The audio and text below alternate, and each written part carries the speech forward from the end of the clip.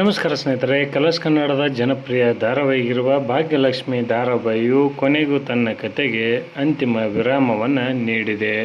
2022ರಲ್ಲಿ October 10ರಿಂದ ಆರಂಭಗೊಂಡಿದ್ದ Bhagyalakshmi ಧಾರಾವಾಹಿಯು ಸತತ 4 ವರ್ಷಗಳ ಕಾಲ ಪ್ರಸಾರವಾಗಿ ಜನಮೆಚ್ಚುಗೆಯನ್ನು ಪಡೆದ ಧಾರಾವಾಹಿ ಇದಾಗಿದೆ ಎಂದೇ ಹೇಳಬಹುದು. 1159 ಸಂಚಿಕೆಗಳನ್ನು ಪೂರೈಸಿ ಭಾಗ್ಯಲಕ್ಷ್ಮಿ ಧಾರಾವಾಹಿಯು ತನ್ನ ಕತೆಗೆ ವಿದಾಯವನ್ನು ಹೇಳಿದೆ.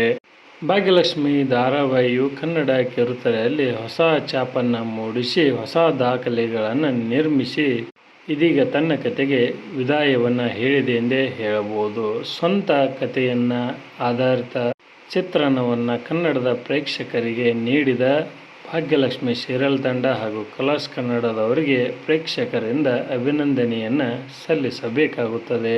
ಹೊಸ ಧಾರಾವಾಹಿಗಳಿಗೆ ಅವಕಾಶವನ್ನು ಮಾಡಿಕೊಡುವ ಸಲುವಾಗಿ ಈ ಧಾರಾವಾಹಿ ಅಂತ್ಯವನ್ನು ಕಂಡಿದೆ ಹೊರತು TRPಯಲ್ಲಿ ಒಳ್ಳೆಯ ರೇಟಿಂಗನ್ನು ಈ ಧಾರಾವಾಹಿಯು ಪಡೆದುಕೊಳ್ಳುತ್ತಾ ಹೋಗುತ್ತಿತ್ತು.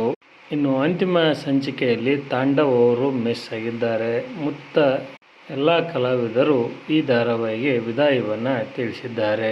ಕೊನೆಯದಾಗಿ ಈ ಧಾರಾವಾಹಿ ಬಗ್ಗೆ ನಿಮ್ಮ ಅನಿಸಿಕೆ ಅಭಿಪ್ರಾಯವನ್ನು ತಪ್ಪದೇ ಕಮೆಂಟ್ ಬಾಕ್ಸಲ್ಲಿ ತಿಳಿಸಿ. ಧನ್ಯವಾದಗಳು. ನಮಸ್ಕಾರ.